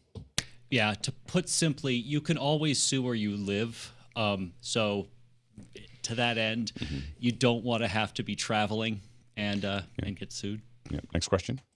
Douglas Carmichael is asking, in nations like Japan and South Korea, which have pervasive FTTH, FTTP, and LTE, for a while, have there been many social or societal changes as a result of said pervasive connectivity to the individual?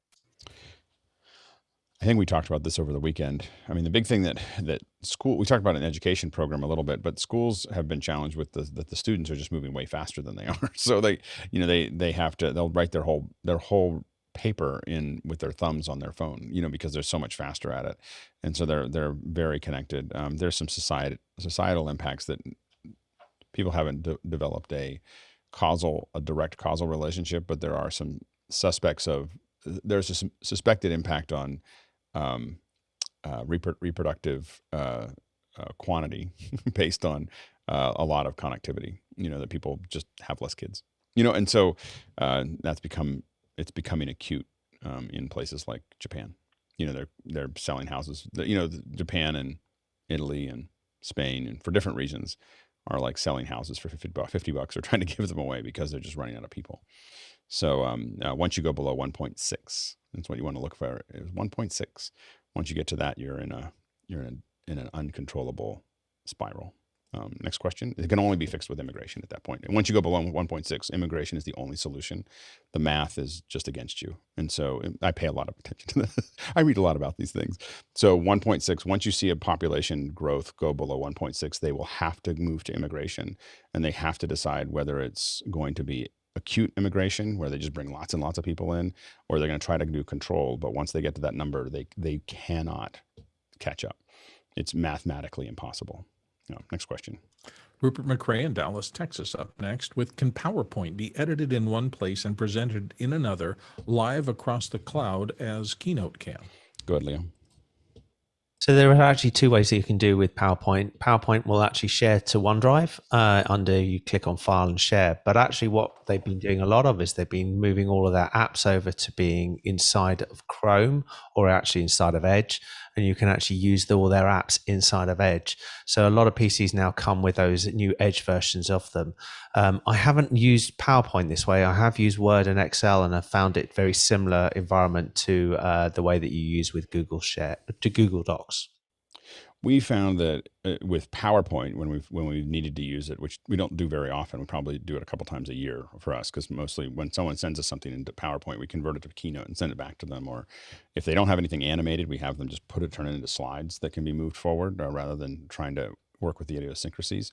But when we do that, we have found that the most successful way is actually to get them TeamViewered into the app that they're doing. The latency these days and the bandwidth has gotten to a point where it's so easy for them to just open it up as a window and interact with it on their end, that it's worked pretty well. The other way to do it is you can do USB over IP. So literally they have a USB connection on their side, goes through the internet, comes out on the other side to a computer.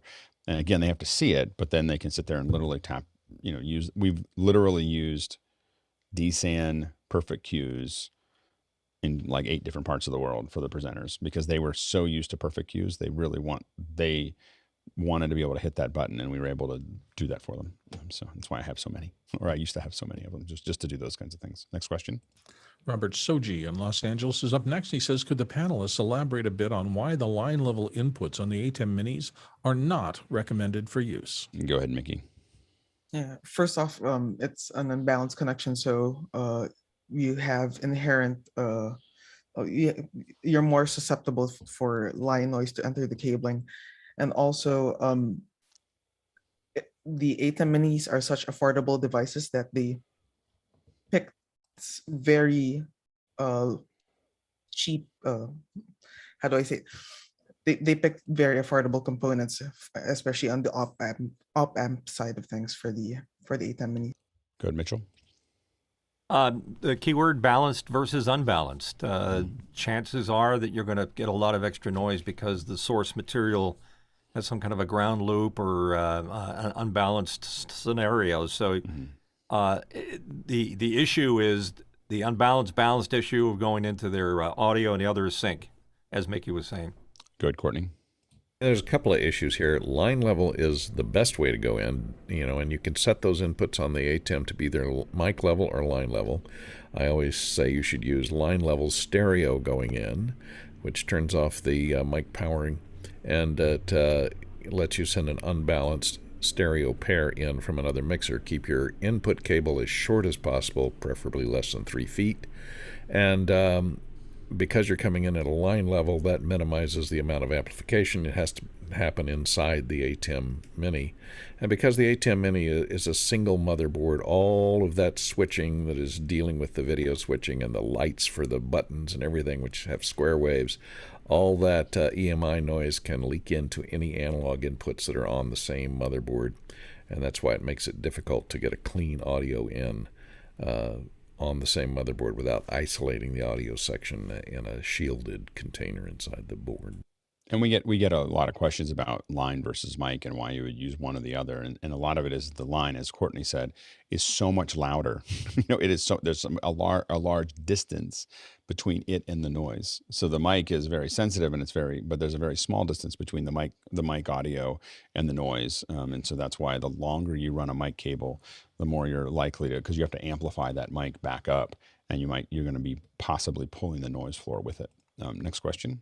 Jacob Goodnight in Indianapolis, Indiana. Next, can you use Loopback or audio hijack to correct AV sync when using a DSLR into an Atem as a webcam and an audio interface for a mic?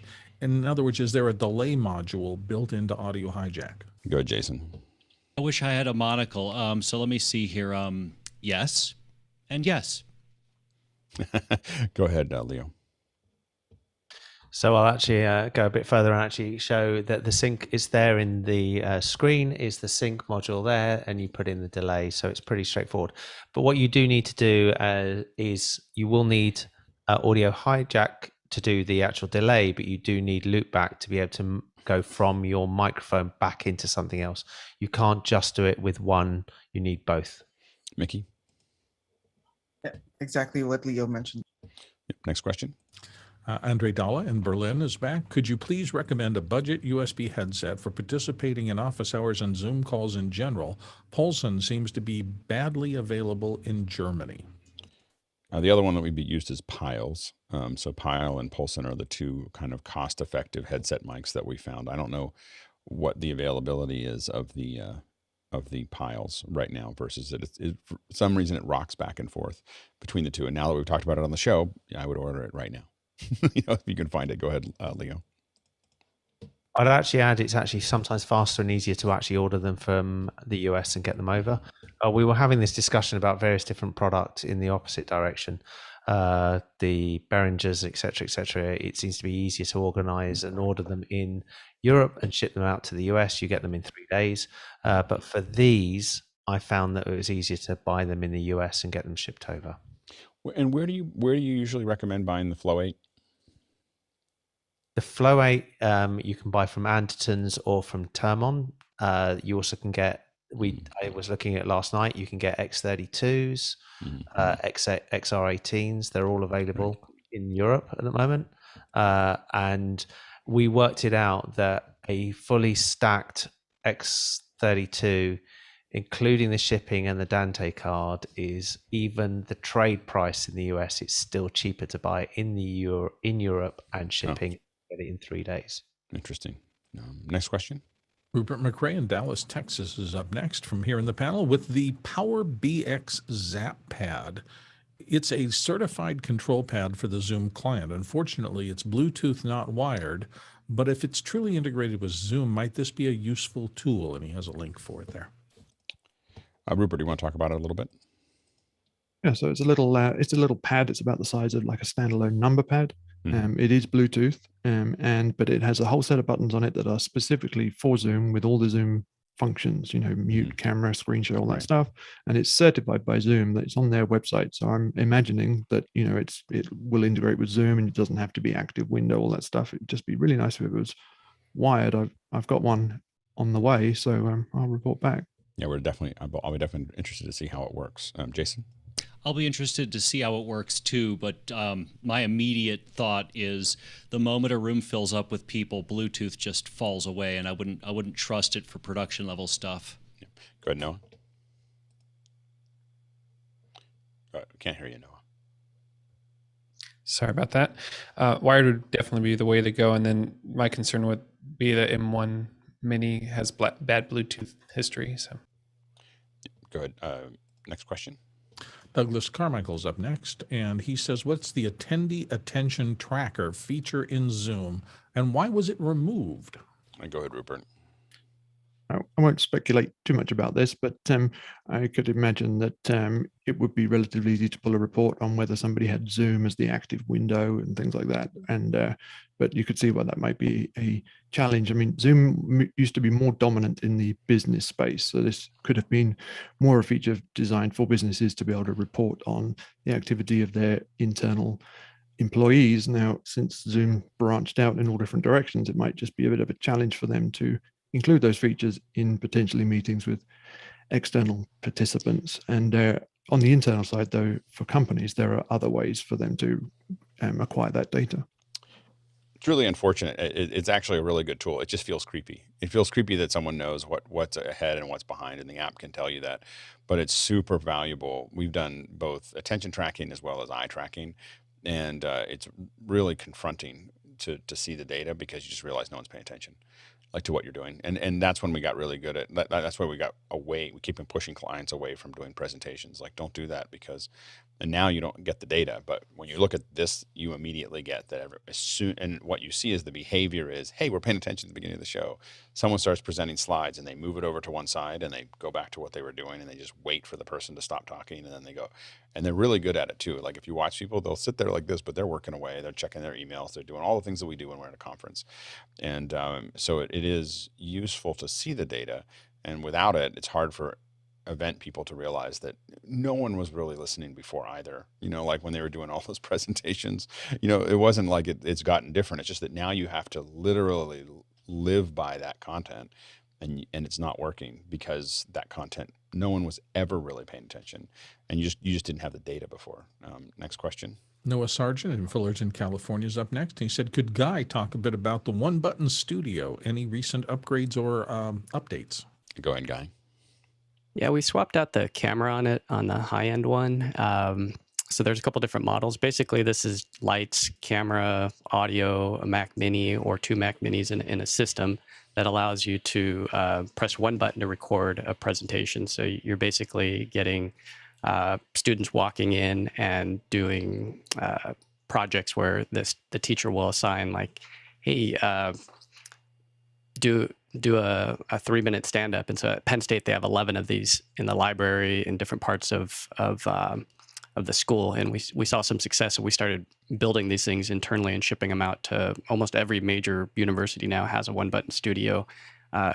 It's just something that I think is super cool for students to be able to learn video production without having to use their phone and get bad audio and bad lighting. It's just everything all inside of one. So it's something that's evolving, and I care a lot about, because I like people to have good video and good audio. And so it's a cool thing. And plus it's got green screen, and you can do cool stuff. Yeah, it's just, if you visit the website, you'll see what I mean, as far as like, there's now buttons to position lower thirds, move stuff around. There's telestration with a Wakom tablet. So it's evolved a lot. There's even a broadcast version now that has these sound panels on the walls and goes in the ceiling. So it's a big project that we've been working on for about 3 years now. Next question. Douglas Carmichael's up next, and he said, Courtney mentions having control over the camera remotely. Would an example of that be the Atem software control camera control page? Go ahead, Mickey. And I think this is related to the question yesterday about monitoring shoots remotely, having a director and a DP monitor it via Zoom. A lot of cameras, especially the Blackmagic cameras, can be remotely controlled, as you mentioned, via the software control page, camera control page. You can also utilize the Blackmagic camera control panel as well to do the shading remotely. And also, a lot of cameras can be controlled over IP. Like the ARRI cameras have their ECS, their electronic control system, that can be accessed via a browser or via an app. Same with Red, and also so many other cameras. Good, Courtney. Yeah, what Mickey said. And as far as remotely controlling pan tilt cameras and consumer grade cameras, you know, like the Brio and the Huddle Cam, a Guy has a lot of experience in doing that remotely. So I defer to him. Next question. Liberty White here in the panel from Atlanta is asking a question on behalf of Michael Drost in the chat. What's a good background screen to purchase that your hosts use?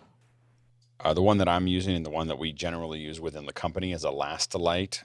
It is a Lastolite 6x7. There is a 5x6. It's too small. so it's 6x7. One of the things that is life changing about the Lastolite is it has a metal, it has one of those. It has a metal rim. It opens up the way you would normally, put something inside of your car if you had a really big screen, a big giant front windshield, and so it pops open. That metal, there's a piece that Lastolite makes that's a magnet that will just snap onto that metal and allow you to attach it to a light stand or to a C-stand or whatever. And it just, when you want to take it down, you just pull it and it just pops down and you roll it up and you open it back up and you just hit it and it'll snap to it. And so it really makes life easier. Next question.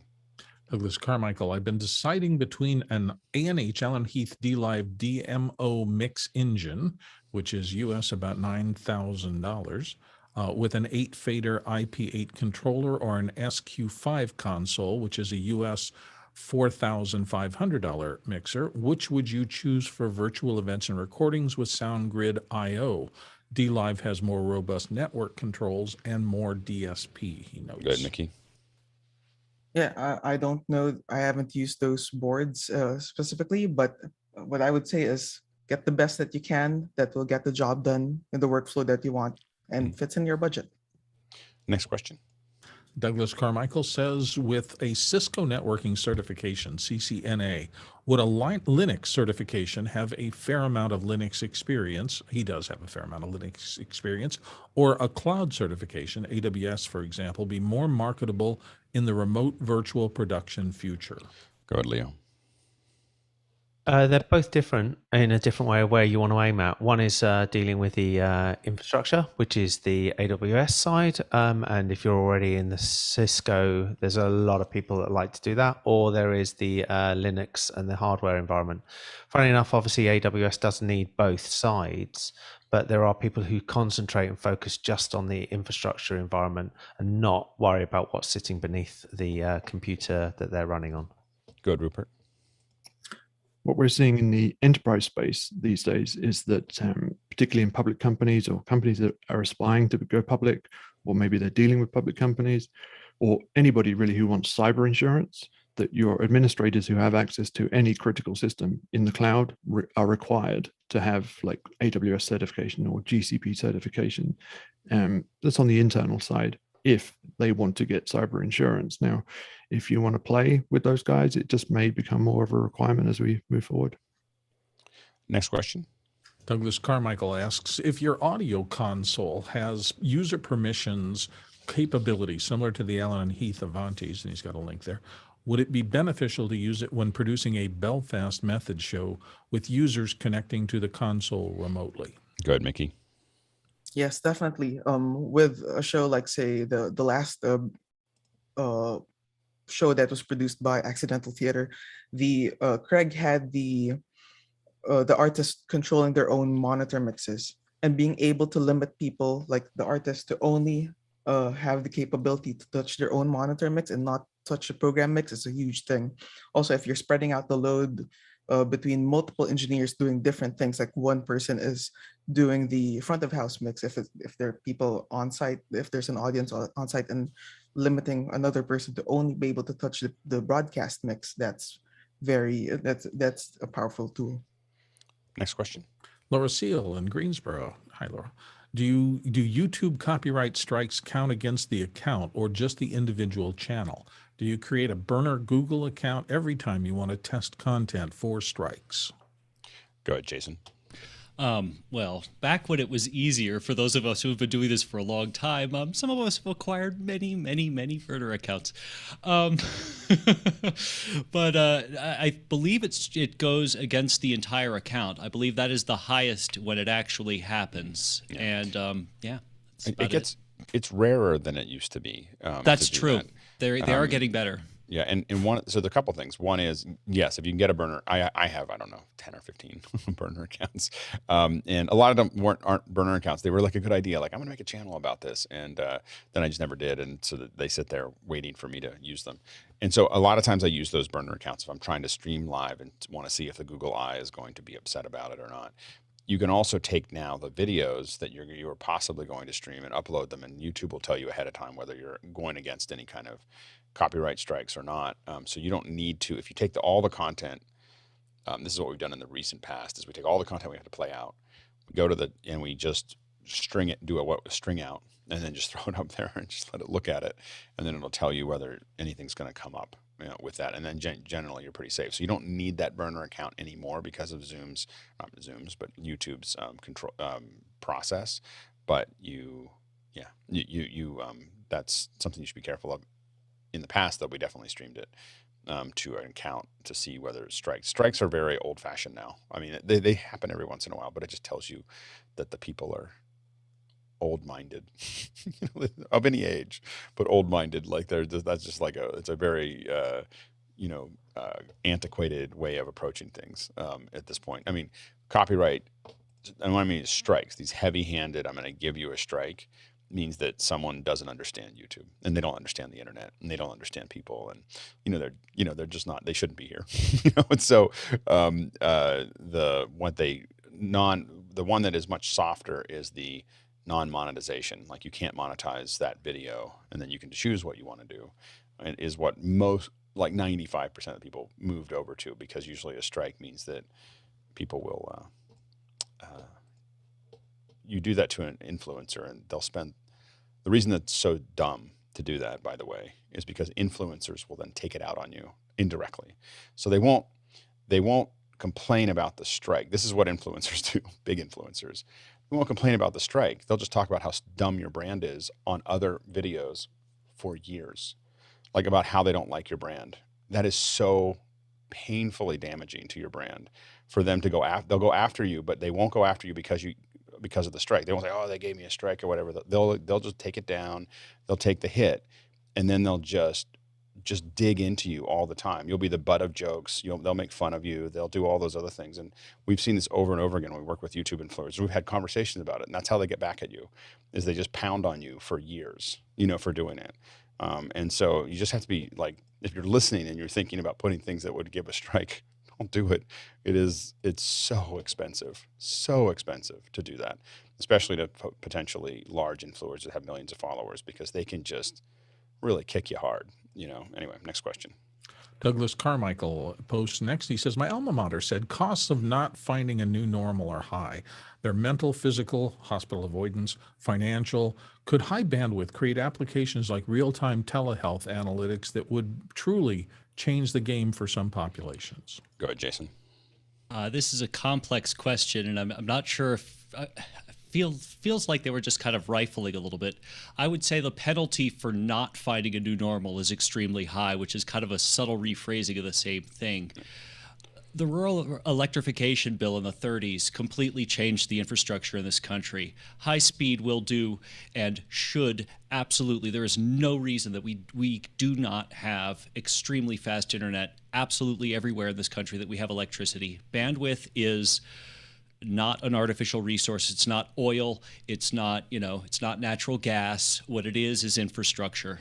And I think that it is a critical thing. That said, we already have the way to do telehealth, and the hard part is getting the humans to do it. Go ahead, Courtney. Bandwidth probably isn't necessarily the problem. It's connectivity, and if you have the connectivity, there's not that much bandwidth required for telehealth. You're sending metadata, or there are lots of devices now that can take your cardiac profile, electrocardiogram, and there's even handheld USB scanners ultrasound scanners that can plug into your phone and transmit that data to a doctor. The bigger problem has to do with, is if you're talking about analytics, is the privacy laws that are different in every country, and fairly strict HIPAA laws in the United States have to do with disseminating information, healthcare information, without anonymization. And so anything has to be carefully anonymized if you're going to aggregate that data to, develop a profile or analytic as to, the number of people are sick, the number of people with this kind of symptom, et cetera. So that's more of a challenge than bandwidth or anything else like that. Good, Bill, real quick. Everything I have done in the past 3 years since moving out here to California has been a change in my linkage into medical systems.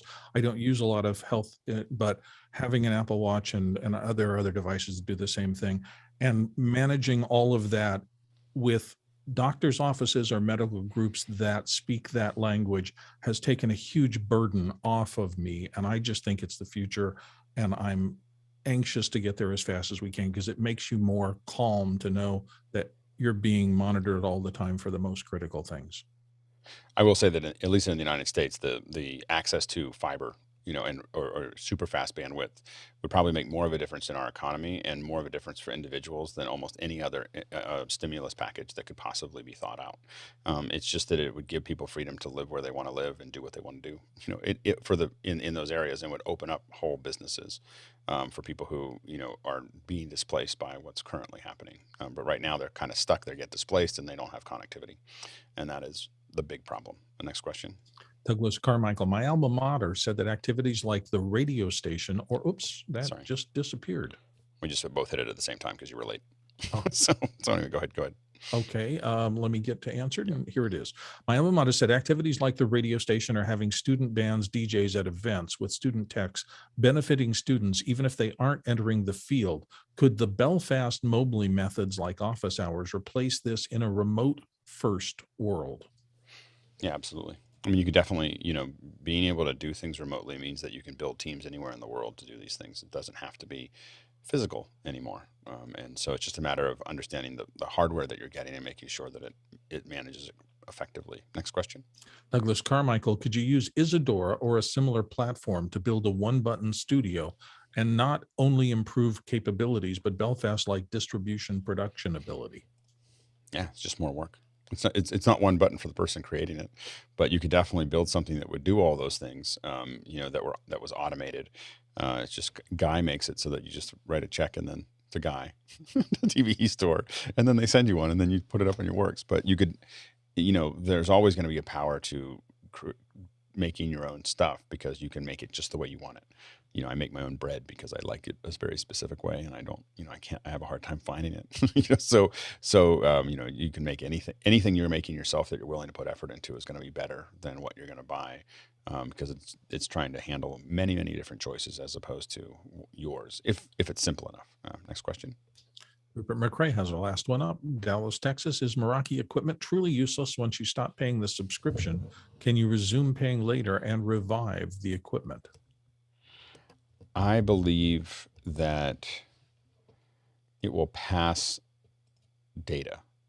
I mean, I think that like if you have a switch, a Meraki switch, it will pass the router, though. You lose, you can't do anything with. So I think all of these things, they'll pass data. I haven't done it with a router, but I know with a switch, we've had it, run out of whatever, and you get a lot of warnings, and they give you actually a fair bit of room. Like if you're a month or two late, they don't turn it off immediately. I can tell you, as someone who the emails are going to the wrong place. I opened up the wrong email and suddenly there were like 2 months of like, we're going to shut this off. And then finally it was like, we're going to really shut this off. And now I do think the routers may go down, but I think the switches will just continue to be a dumb switch if you don't pay the amount, but I wouldn't recommend it. You are buying into we were talking about this, I think, on after hours like a little while ago. You are buying into a lifestyle that you're paying for with Meraki, and what it costs you is money and what it saves you is time. So that's the two sides of that. All right, tomorrow we're going to talk about parabolic mics. Pretty excited about that. I grew up being fascinated by them, so it's really cool to have Paul on here. So he's gonna be on talking about. They use them in the NFL and a lot of other places, and so it'll be really interesting to chat. So definitely come with your questions. I want to thank all the producers for all the great questions. We went through 2 hours, nearly perfectly timed, of Q&A without any stress or any other bits and pieces. So well done, and then thanks to the panelists. It's always good to see all of you. I'm always excited in the morning to see like who's going to show up, like who we're gonna have today. So anyway, it's really good to see all of you here. So thanks so much, and we'll see you in the after hours. All right, take care.